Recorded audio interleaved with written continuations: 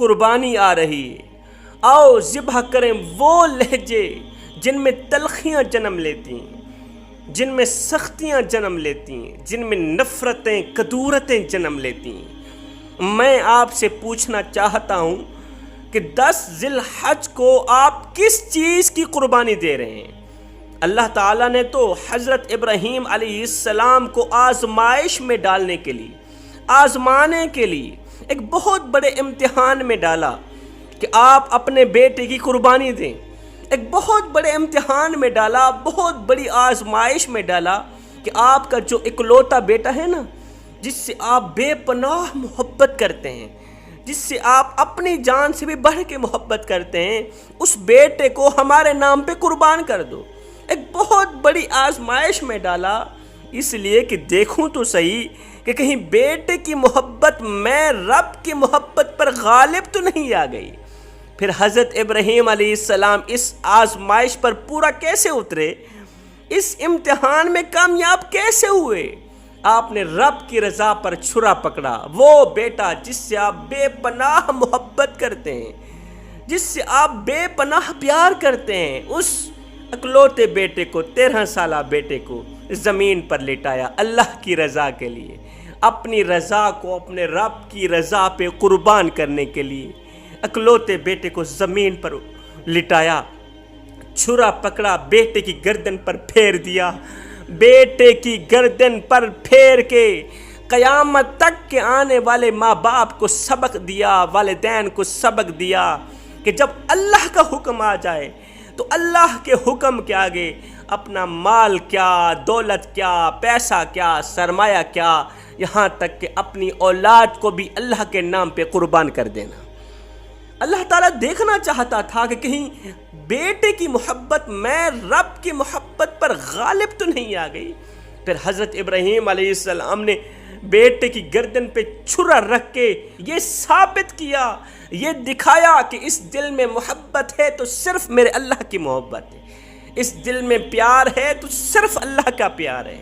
اللہ اکبر! سچی محبت تو قربانی مانگتی ہے، سچی محبت تو جان مانگتی ہے، وہ چاہے ایک شہزادے کی جان ہو، وہ چاہے اسماعیل علیہ السلام کی قربانی ہو، چاہے کربلا کی سرزمین پر 72 شہزادوں کی قربانی ہو، 72 شہزادوں کی جانیں ہوں۔ اصلی محبت تو جان مانگتی ہے، قربانی مانگتی ہے۔ اصلی قربانی کی حقیقت بھی یہی ہے، اصلی محبت کی حقیقت بھی یہی ہے کہ عاشق خود اپنی جان کو اللہ کے حضور پیش کرے، اپنی جان کو اللہ کے نام قربان کرے۔ میں آپ سے پوچھنا چاہتا ہوں کہ اس 10 ذی الحج کو آپ کس چیز کی قربانی دے رہے ہیں؟ بکرے کی قربانی دے رہے ہیں یا آپ اپنے آپ کی قربانی بھی دے رہے ہیں؟ بھائی خود کی قربانی، خود کو ذبح کرنے کا مطلب یہ ہرگز نہیں کہ آپ چھرا اٹھائیں اپنی گردن پہ پھیر دیں۔ خود کو ذبح کرنے کا مطلب یہ ہرگز نہیں کہ آپ صاحب استطاعت نہیں، آپ پیسوں والے نہیں، دولت والے نہیں، مال والے نہیں، آپ غریب تر غریب ہیں، سود کا پیسہ اٹھا کر قربانی کریں، ہرگز نہیں۔ خود کو ذبح کرنے کا مطلب یہ ہے، خود کو قربان کرنے کا مقصد یہ ہے کہ آپ اپنے اندر چھپی انا کو ذبح کریں۔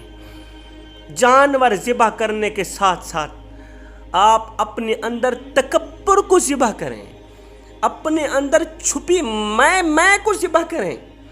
آج کے انسان اور بکرے میں تھوڑا سا ہی تو فرق ہے، انسان تھوڑا زیادہ، بکرا تھوڑا کم میں کرتا ہے۔ یوں سمجھ لو بکرا تھوڑا کم اور انسان تھوڑا زیادہ میں کرتا ہے۔ جانور کی قربانی کے ساتھ ساتھ اپنے اندر جو تکبر ہے اس کو بھی ذبح کر ڈالو۔ تکبر کبھی نہ کرنا، اللہ کے رسول نے فرمایا صحابہ تکبر کبھی نہ کرنا، تکبر کرو گے تو یاد رکھنا نہ تو اللہ تعالیٰ تمہاری نفلی عبادت قبول کرے گا، نہ ہی تو اللہ تعالیٰ تمہاری فرضی عبادت قبول کرے گا۔ نہ نفلی عبادت قبول، نہ فرضی عبادت قبول، نہ نماز قبول، نہ حج قبول، نہ زکوٰۃ قبول، نہ روزہ قبول، منڈی میں جاؤ 50-50 لاکھ کا جانور خرید کر آؤ، ہم سنت ابراہیمی ادا کرنے چلیں۔ فرمایا تم 50-50 کروڑ کا جانور ذبح کر دو، اللہ تعالیٰ تمہارے منہ پہ مار کے رکھ دے گا، قبول نہیں کرے گا۔ اگر تمہارے اندر تکبر ہے تو، اگر تمہارے اندر دکھاوا ہے تو، تم نے واہ واہ کروانے کے لیے، لوگوں سے داد وصول کرنے کے لیے جانور خریدا کہ کوئی کہے واہ جی واہ، ملک صاحب نے، چودھری صاحب نے اس سال تو کمال ہی کر دیا، بس آپ کو واہ واہ مل گئی، آپ کو داد مل گئی، جس چیز کی تمہیں ضرورت تھی وہ تمہیں مل گئی۔ ثواب کے ساتھ اس قربانی کا کوئی تعلق نہیں، دکھاوے کی قربانی کا، اپنے اندر چھپی میں کی قربانی کا، اپنے اندر چھپے تکبر کی قربانی کا کوئی ثواب نہیں، اس کا ثواب کے ساتھ کوئی تعلق نہیں۔ فرمایا جانور ذبح کرنے کے ساتھ ساتھ اپنے اندر چھپے تکبر کو بھی ذبح کر دینا، اپنی انا کو بھی ذبح کر دینا، غیبت کو بھی ذبح کر دینا، چغلی کو بھی ذبح کر دینا، جھوٹ کو بھی ذبح کر دینا۔ غیبت کو، چغلی کو، جھوٹ کو، سب کچھ ذبح کر کے کچرے میں پھینک ڈالو گے، کوڑا کرکٹ میں پھینک دو گے۔ ان تمام چیزوں کو ذبح کرنے کے بعد جب تم جانور ذبح کرو گے، یاد رکھنا تمہارے جانور کے گلے سے نکلا خون کا ایک قطرہ زمین پہ بعد میں جائے گا، اللہ تعالیٰ تمہارے تمام گناہوں کو پہلے مٹا دے گا۔ کافی لوگ اس طرح کے ہوتے ہیں نا، ان کے پاس پیسہ نہیں ہوتا، صاحب استطاعت نہیں ہوتے، تو پھر وہ سود کا پیسہ اٹھا کے قربانی کرتے ہیں۔ وہ تو کہتے ہیں ہمیں ثواب مل رہا ہے، لیکن انہیں گناہ مل رہا ہوتا ہے۔ غریبو تمہارے مقدر کو سلام، تمہاری غربت کو سلام۔ اللہ کے نبی، اللہ کے محبوب جناب حضرت محمد مصطفیٰ صلی اللہ علیہ وسلم نے اپنے ان ہاتھوں سے تمہارے نام کا مینڈھا ذبح کر کے گئے، تمہارے نام کا مینڈھا ذبح کر کے گئے۔ وہ کس طرح؟ عید الاضحیٰ کا دن تھا، میرے کریم نبی عید الاضحیٰ کی نماز پڑھ کر گھر تشریف لائے، میرے نبی کو 2 مینڈھے پیش کیے گئے، آپ کے ہاتھ مبارک میں چھری پکڑائی گئی، ان دونوں مینڈھوں کو زمین پہ لٹایا گیا۔ آقا دونوں مینڈھے ذبح کریں۔ میرے کریم نبی نے دونوں مینڈھوں کو ذبح کرنے سے پہلے پڑھا اللہ اکبر اللہ اکبر لا الہ الا اللہ واللہ اکبر اللہ اکبر وللہ الحمد۔ یہ پڑھنے کے فوراً بعد میرے نبی نے عرض کی، او میرے کریم رب، اپنے اللہ کے آگے عرضی کی، دعا کی، او میرے کریم رب، ان میں سے ایک مینڈھا میرے نام کا، ایک مینڈھے کی قربانی میرے نام کی ہو گئی، اور دوسرے مینڈھے کی قربانی میری امت کے ان غریب لوگوں کے نام کی ہو گئی جن کے پاس پیسہ نہیں ہے، جو صاحب استطاعت نہیں، ان کے اندر خواہش ہے، ان کے اندر تڑپ ہے۔